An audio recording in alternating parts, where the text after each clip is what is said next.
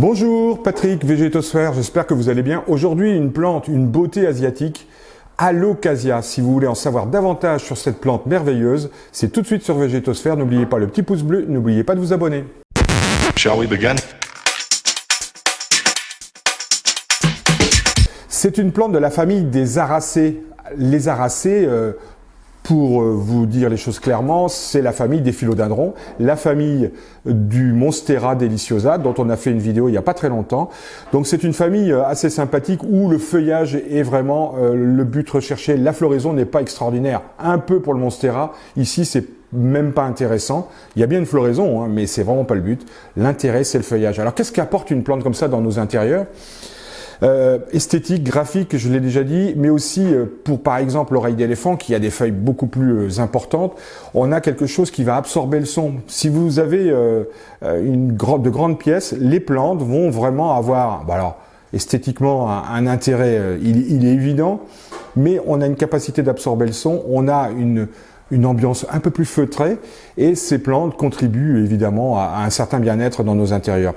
J'en profite pour approcher quelque chose qui est souvent indiqué dans pas mal de magasins et dans pas mal de bouquins, à savoir la dépollution par les plantes dites d'intérieur. Ça, malheureusement, c'est une erreur. C'est quelque chose qui a été mis en avant. On a tous proposé des plantes pour ôter les formaldéhydes qu'il pouvait y avoir dans la maison. Donc on disait des plantes qu'elles étaient dépolluantes. Eh bien non, c'est une erreur. Il y a un article de Science et Vie qui est très clair là-dessus. Je vais vous le mettre dans la description. Malheureusement, les plantes ne sont pas dépolluantes. Pour autant, hein, ça reste très intéressant. Culture, soins, maladies, parasites, s'il y en a. Alors, la culture, c'est très simple. C'est une plante qui, quand vous l'achetez, a besoin d'un petit rempotage. Et si on est au printemps, on va faire ce rempotage suite à l'achat, mais aussi tous les 2 ou 3 ans, parce que ça va régénérer le système racinaire et ça va lui donner vraiment un second souffle. Ce rempotage s'effectuera avec un bon petit terreau de rempotage, un petit terreau plante verte, ce sera parfait. Au niveau de la fertilisation, alors c'est une plante qui a une période de croissance qui correspond chez nous, dans nos intérieurs, au printemps. Donc je dirais de février-mars jusqu'à septembre, on peut apporter un bon engrais plante verte, un engrais azoté, qui va vraiment aider, contribuer à ce que cette plante se développe, s'épanouisse encore un peu plus.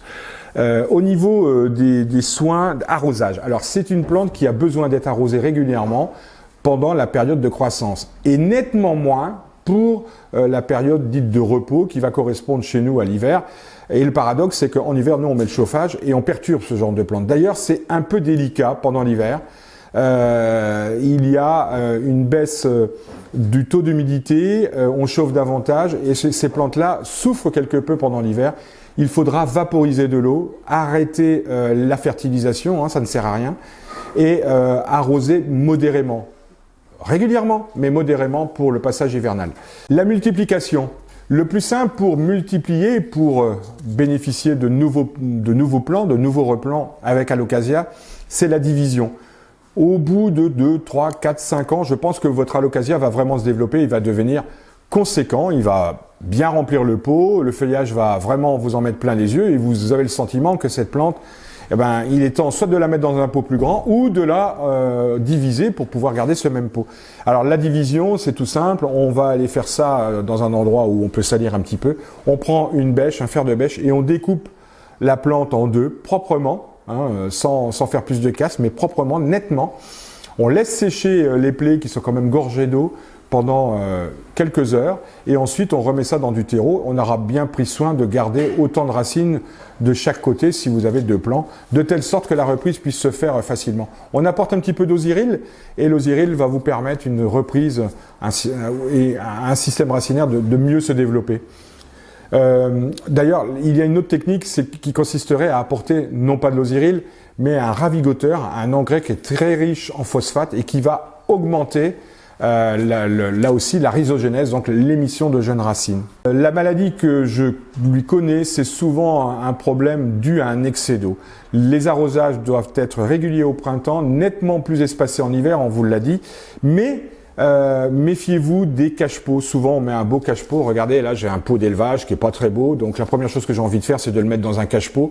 Et ce cache-pot, si vous ne levez pas la motte régulièrement, vous pourriez avoir un excès d'eau et en tout cas des racines qui baignent dans l'eau. C'est une racine tubérisée, donc une racine tubérisée est déjà gorgée d'eau.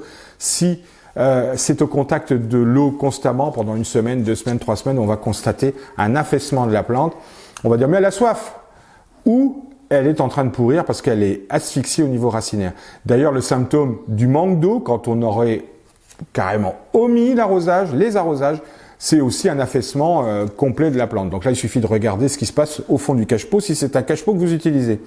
Au niveau parasite, alors là, il y a une petite bestiole qui nous agace. Elle est caractéristique de tous les alocasias. On la trouve essentiellement sur le macrorhizome, cette fameuse oreille d'éléphant dont il est parfois difficile de se séparer de cette bestiole. Je vous parle des araignées jaunes. Araignées qui prolifèrent sur ces plantes, mais alors vraiment terriblement.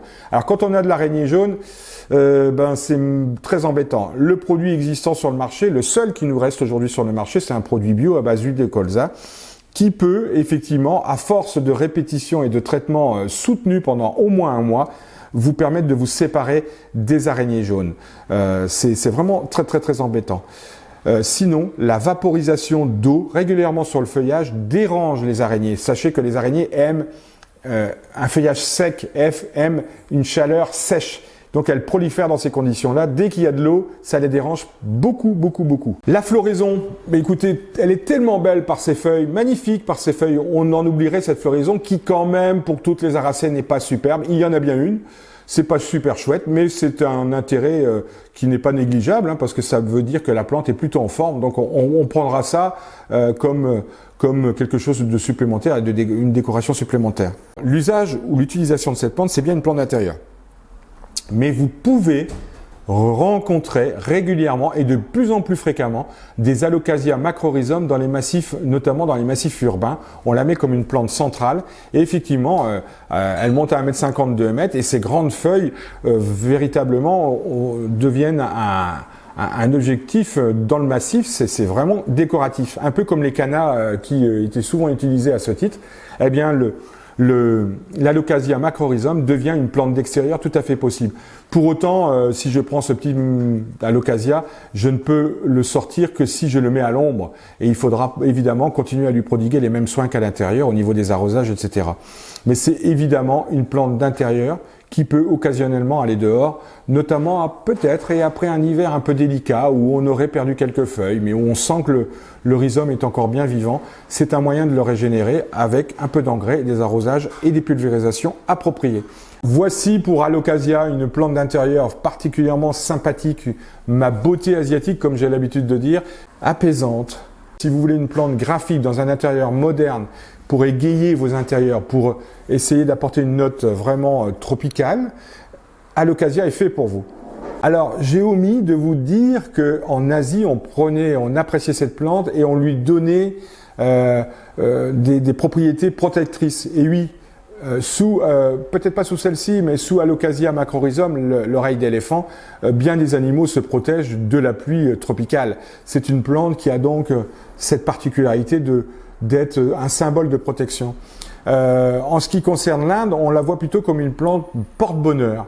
Donc ça reste des symboliques tout à fait intéressantes. Voici pour Alocasia. Je vous souhaite une belle journée et prenez soin de vous. À très bientôt. Au revoir. Shall we begin?